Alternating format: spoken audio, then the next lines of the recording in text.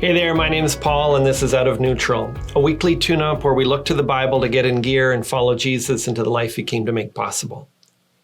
Today I want to talk about why stories about Jesus are repeated in Matthew, Mark, and Luke, and why it matters.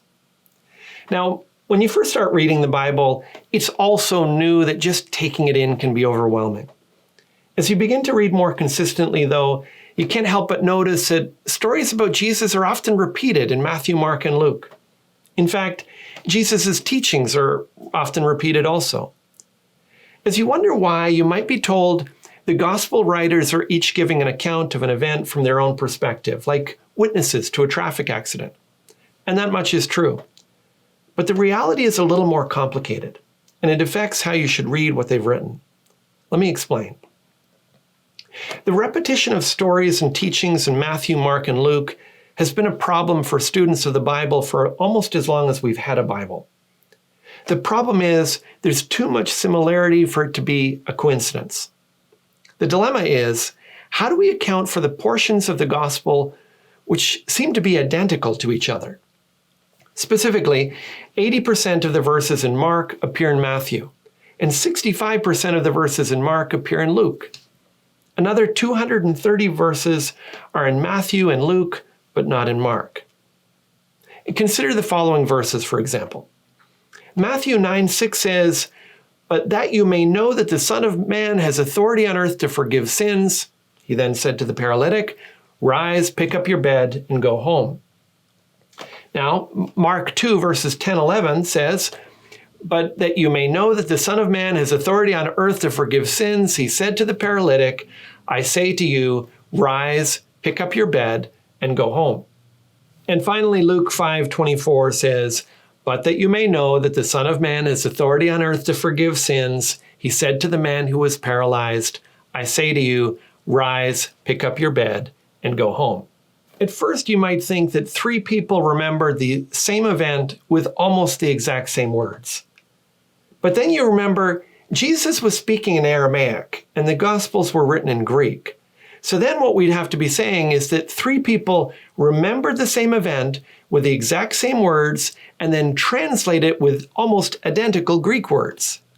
Not very likely, right? Finally, notice that even the aside, "he then said to the paralytic," is inserted at exactly the same place by each writer. If three people were independently telling the same story, you wouldn't expect them to pause and explain something at exactly the same place like this, would you? As scholars have spent hundreds of years comparing verses like this that are similar and sometimes different, they've come to the conclusion that Mark wrote his gospel first. Then when Matthew and Luke wrote their gospels, they likely had Mark's in front of them as one of the sources that they referred to as they wrote. This shouldn't surprise us, since Luke starts his gospel by saying that many have undertaken to compile a narrative of the things that have been accomplished among us. And then he says, "And it seemed good to me also, having followed all things closely for some time past, to write an orderly account for you." In other words, as Luke was writing his account of the life, death, and resurrection of Jesus, he was aware of and likely referred to others who had set out to do the same. But notice he didn't just say, "Mark's already written a gospel, so I didn't feel a need to write another one." Luke will refer to many of the same passages as others have, but he will uniquely interpret and apply them to the people for whom he is writing his gospel. In his case, a Roman official named Theophilus and the church community of which he was likely a benefactor.